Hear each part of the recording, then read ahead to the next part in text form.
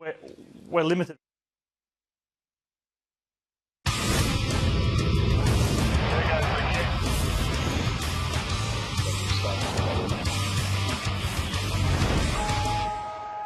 G'day everyone, welcome to your footy feed for a very busy Thursday. Now, it is unclear just when Geelong veteran Paul Chapman will return from a hamstring injury. He was going to come back, but now he's pulled up sore at training. Chapman was expected to begin his comeback in the VFL this weekend, but we can tell you he's been ruled out. He is now in a race against time to prove his fitness if he is to return to the senior side before the finals.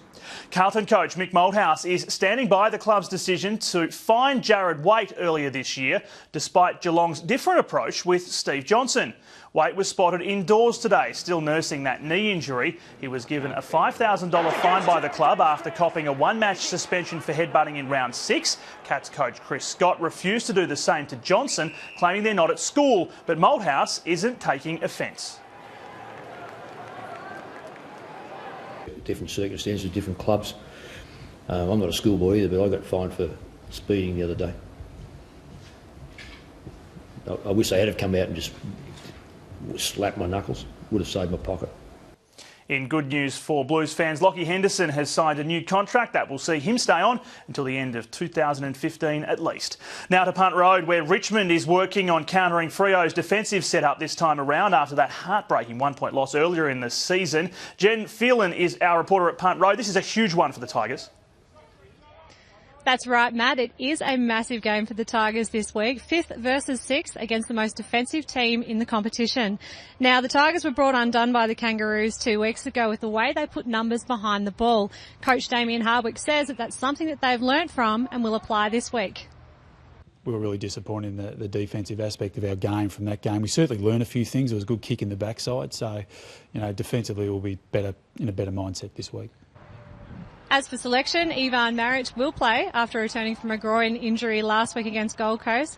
Basher Hooley will make his return from a 2-week hamstring, and Shane Tuck is in contention after 2 games in the VFL. Back to you in the studio, Matt.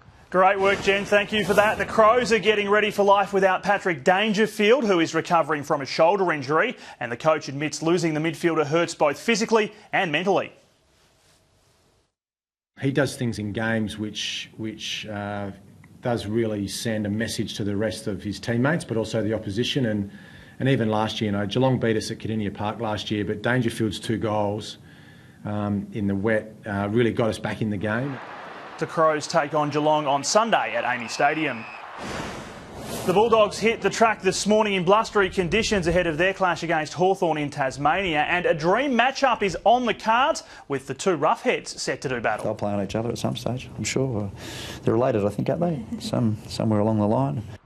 Skipper Matthew Boyd won't be there, ruled out again with that fractured cheekbone. And Forgotten Saints' Adam Schneider will make his comebacks through the VFL this weekend, all being well. He hasn't played since round 2, but might yet have another season in him. He's 28 years of age, and he's a terrific player. We're a better club if Adam Schneider is fit and playing, and we'll give him every opportunity to do that.